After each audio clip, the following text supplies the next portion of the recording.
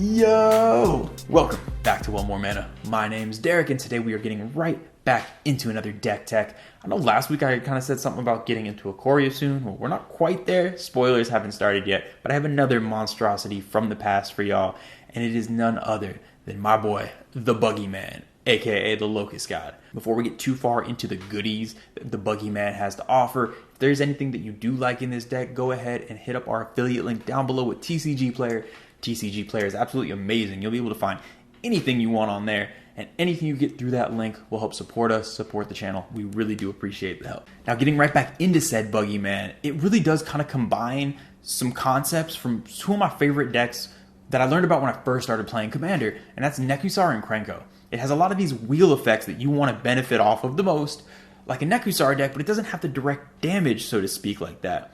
And it takes a lot of aspects of Krenko, the explosive kind of combo-oriented token build in red, except you have all this card draw, so it's not quite as much of a glass cannon. It's really interesting, and it really does fuse kind of strangely combined deck strategies to overall make a really fun deck. Taking a look at the Buggy Man, if y'all aren't already familiar with the Locust God, it's a 6-mana 4/4 flyer. It's 4, a red and a blue, and whenever you draw a card, you get a 1/1 flying haste insect.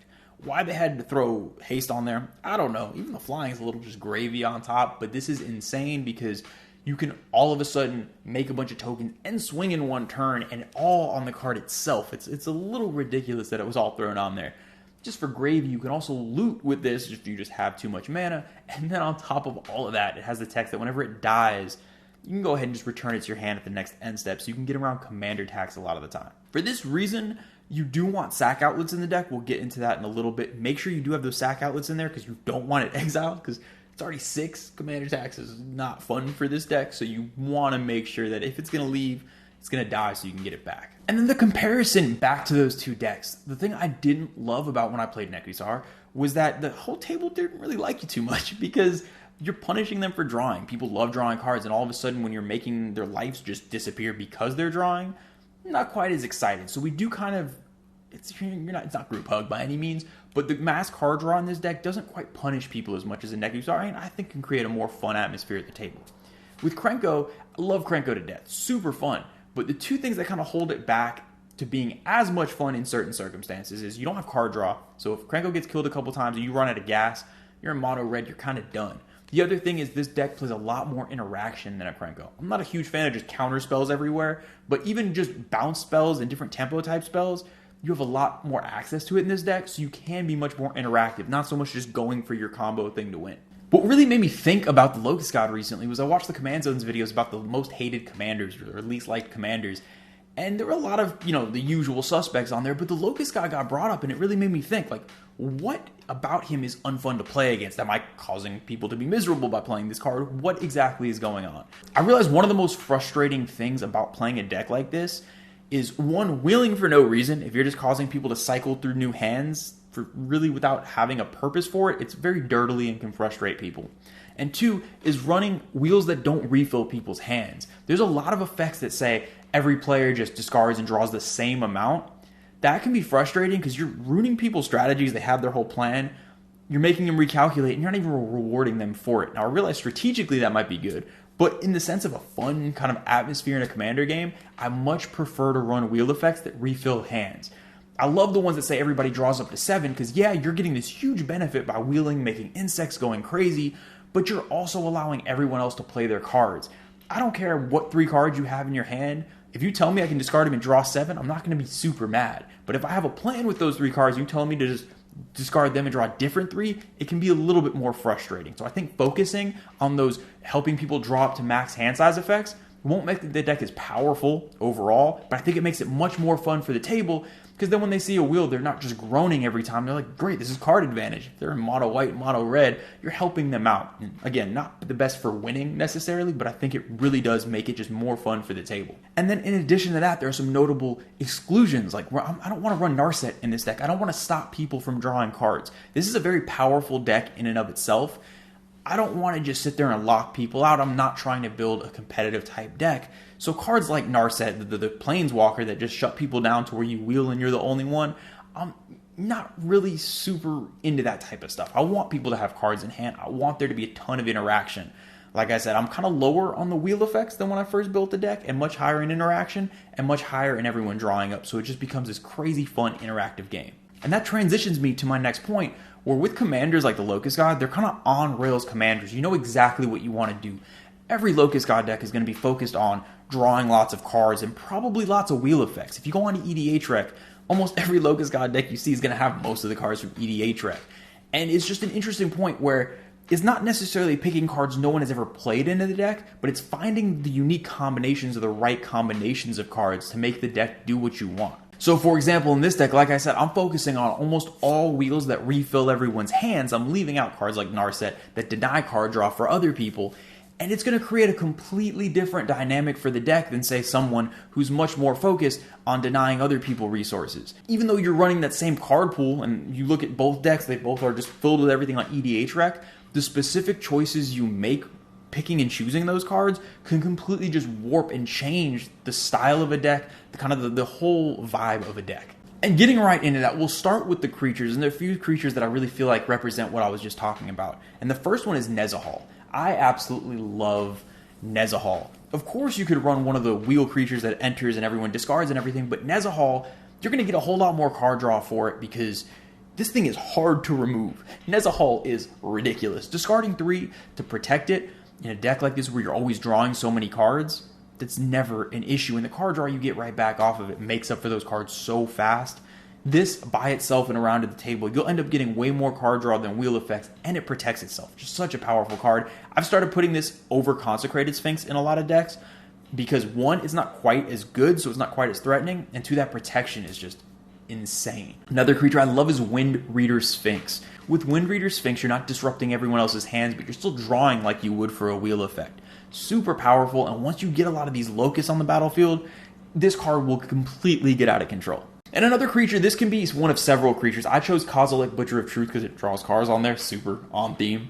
But with Kozilek or any of the Eldrazi that reshuffles, you want reshuffling effects. You will be wheeling a lot, you will be drawing a lot of cards. I'm not running any sort of Thassa's Oracle or Lab Man or any type of wins like that. So because of that, we do want to be careful not to just get rid of everything. It's also super helpful because sometimes you wheel and you're forced to discard things that you might need late game. With the Kozilek, you can reshuffle everything back and make sure that you have access to it later. Because it's not great for recursion, you get a few things, but it's better just to be able to reshuffle everything and get all your resources back late game. So moving on to the artifacts, I say this is probably the most important category in the deck.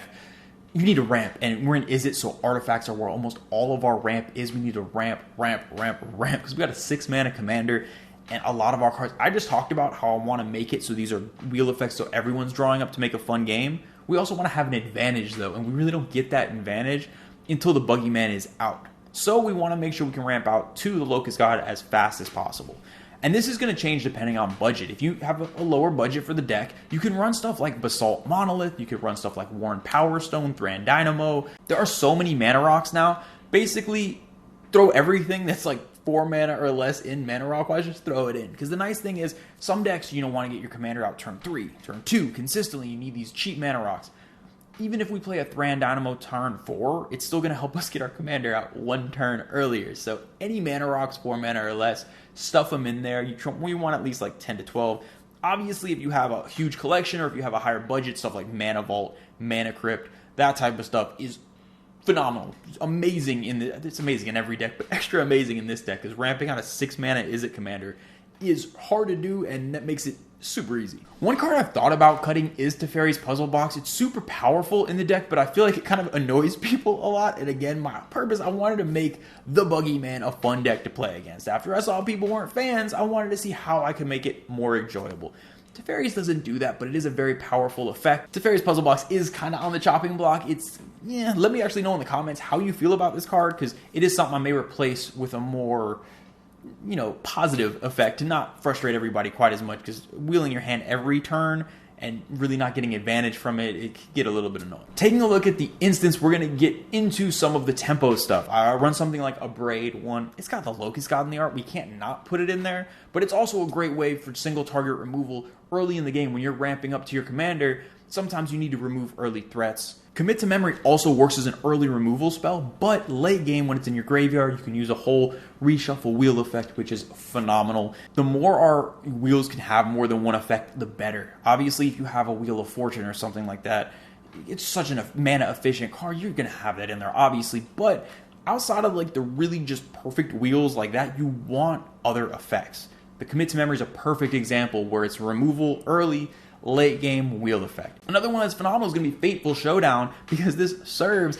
as you get to wheel yourself and acts as removal. The thing I love about this card is it's only going to make you wheel. A lot of the effects that we have that just replace the same hand size, we want to limit to ourselves, just because, again, we're trying to make it a better experience for the whole table. So if we're wheeling everybody up to 7, perfect, they get to draw cards. If we're wheeling at the same size, I picked a lot of the effects that limit it to just us, so we can be the ones doing it, not kind of disrupting everyone's hands. And with this, the added removal is just a great utility to have on a wheel effect. Now, moving into the sorceries, we jump right into a similar effect with Collective Defiance, where you again get a wheel with utility that acts as removal. It's perfect for this deck because it allows us to remove threats, it allows us to wheel, it allows us to do what we want. The Buggy, man, is a huge target. It's going to die over and over again, and you need to be able to have enough removal to keep yourself in the game. This one's basically just a wheel, but Echo of Eons is just so powerful because you get that cheap flashback cost. It is phenomenal. It is just so powerful. And again, the fact that you can cast it from your graveyard when we're wheeling is massive, because half the time having stuff in your graveyard that you're able to cast is safer because you're going through your hands so fast. You really don't get a chance to cast all the cards most of the time. A lot of them get either reshuffled in or discarded. We also have some board wipes in the sorcery category with Aether Gale and Flood of Tears. If you noticed, I didn't put Cyclonic Rift in this deck. I've started cutting it from, I think I only have it left in one deck. Even though I think I got a couple copies of it. It's just, I'm not as big of a fan of the card. I run a lot of powerful cards, as you can see in the deck, so I'm not one of those people that's just, powerful cards need to be banned. I just don't find Cyclonic Rift fun. Every time I play it, I almost just feel bad. Like I have to apologize to the table for casting it. And I found a lot of these other board wipe effects that you can see here are still super powerful, can still do huge things to the board. But I don't know, I just kind of feel dirty whenever I play Cyclonic Rift. I'm not saying you shouldn't play it. It's a great card. It's legal. Do what you want with it. Just me personally, I found myself cutting it from a lot of decks. Now with the enchantments, we got some real spice. We got some real good stuff for the Buggy Man here. Coastal Piracy, and we didn't talk about it before, but Biden of Thassa's same category. You're just swinging, drawing cards, making more insects, going crazy. It's super powerful. These are two of the staples of the deck. Another just really cool card is Psychic Possession, because you just enchant a player, you skip your draw step, but you draw whenever they draw. This is great for a number of reasons. If there's someone at the table playing a Tulane or, I don't know, one of those other just insane card draw decks, you just made it so much easier on yourself. You enchant them and then just draw for days and days. But even if you don't have a crazy blue card draw deck at the table, whenever you wheel, it's just giving you double the cards. It is powerful. It is super powerful, especially because our wheel effects are helping everyone draw up to 7. This is actually one of the ways we can benefit from it ourselves. One card that is not only powerful, but flavor-wise had to be in here is Opposition. Now, I am talking specifically about the Invocation version. It's a little expensive, not super expensive, but it's got Locust in it. We can't not put it in there, and it's so powerful because we can tap our Locust to tap other things down. And again, we might be a target. People see the Buggy Man, and they get scared. They want to attack. They want to do some things to you. Opposition helps to kind of keep people's boards in control. I'm not a huge fan of using it super aggressively to just shut people down, but it is really good if you start noticing that you draw on the ire of a few specific people, kind of keeping them in control so you don't just die. And then the last enchantment I have to talk about is Dream Halls, and this card is so freaking cool.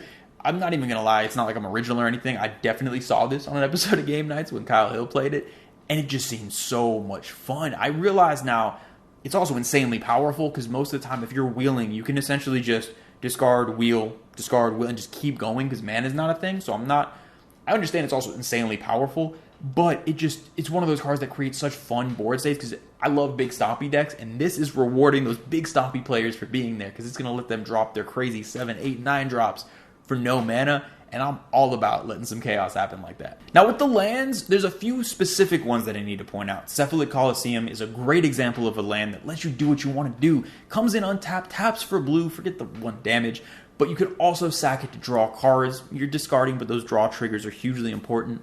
Desolate Lighthouse also lets us loot for a measly 3 mana. Great to have as an extra effect. And then one of the most important lands in the entire deck is going to be High Market. Now, when I went over the artifacts, I kind of skipped over the altars, Ashnod's and Phyrexian altar. Those altars, along with High Market, are supremely important for this deck because we need, like I mentioned at the beginning, we have to be able to sack the Locust God. We cannot let the Buggy Man get exiled because 8 mana is a lot to pay in a deck without green. But if we have these sack outlets always ready, making sure he goes to the graveyard, making sure we get around tax, and making sure he's always available to us. Now on to the game-winning step. How are we about to win the game in this deck? Now, there's a few different ways to go about it, and there's a few different categories. That's one of my favorite things about the deck is there's very different ways to win. They all involve bugs, but different enough. Now, the first way is non-combat, meaning we got stuff like Perforos, Impact, Tremors, Goblin Bombardment, essentially the Krenko package, all in here. And when you combine this with wheel effects and all the bugs we just dump on the table, it's a great way to get around propaganda, great way to get around those type of effects and get in for damage. Now, we also can just win with combat, stuff like Shared Animosity. Man, half the time with all the card draw we have in here, even without pumping these bugs, stuff can get silly and you can get in for a lot of damage. Shared Animosity will just end the game, though. And then the last way to win is my favorite way, but there is a combo way to win in this deck. No surprise here. It's going to be with Ashnod's Altar, Skull Clamp, and the Buggy Man. Now, I didn't mention the Altar or Skull Clamp, even though they're probably the two most powerful cards in the deck with the artifacts, because I was saving them for this game-winning step. Those cards, regardless of if they're out in combination, just basically allow you to win so many times because it's so freaking powerful. If you have Ashnod's, you're going to have so many little bugs that mana is just no longer an issue. And especially if you have Phyrexian in addition, you can get colored mana and Skull Clamp. You might as well in the game-winning step just slap a big old picture of Skull Clamp on there because you get this out. You're just drawing cards, making bugs, drawing cards, making bugs for as much mana as you have. And I already talked about all the ramp. It gets silly. You get into situations where if you don't have your win cons, you're going to be drawing them way too fast. Again, this deck does remind me so much of Krenko because it is such a puzzle. Even though you're trying to basically win the same way every game, there's so many ways to go about it. And the thing I love about this deck is there's so much interaction that survival early game is its own like little mini game within the deck. And then once the game gets going, you want to go ahead and form that strategy. Are you going to go non-combat? Are you going to go combat? Might you have to go combo? Which way are you going to go ahead and do it? How are you going to make sure you have access to your Locust God? It is a little puzzle. Locust God is a big threat, I know, and it will get killed a lot. But I do think with this specific build, you're going to give people the resources to deal with it. And while that doesn't sound like the best idea, to me it makes it more fun. It kind of ups the challenge and makes it this really cool puzzle to play within the game. And that's going to do it for this week's Deck Tech. I really hope y'all enjoyed getting a little taste of the Buggy Man. I know Ken also has a Buggy Man deck. There's been a Command Center episode on it. And his is actually a mill-focused deck. So when I was talking about all Locust God decks look basically the same, his does not. His is super cool. So if you haven't already seen that Command Center episode, look that up. Even for a very, very unique taste on the Buggy Man. Mine's a little more straightforward, but I did want to just kind of emphasize that little twist of you can make it kind of a group fun deck. Nowhere near group hug, but you can allow the whole table to have fun, even when you're playing a high threat commander like the Buggy Man. But let me know what y'all think. Do these small tweaks make this deck less miserable to play against? Do you still never just want to see the Buggy Man ever? Is it still like a type commander for you? Let me know what you think about it. Or if you have any unique builds, I would love to see other builds from the Buggy Man as well. As always, huge shout out to all the patrons. We love and appreciate y'all so much. At some point, Aquarius spoilers are going to start, so I'm not going to start saying next week they'll be here. At some point, as soon as Aquarius spoilers start dropping, I'm going to have deck techs on those monstrosities, so be ready. We don't know when, but it's coming. But until then, I will see y'all next time.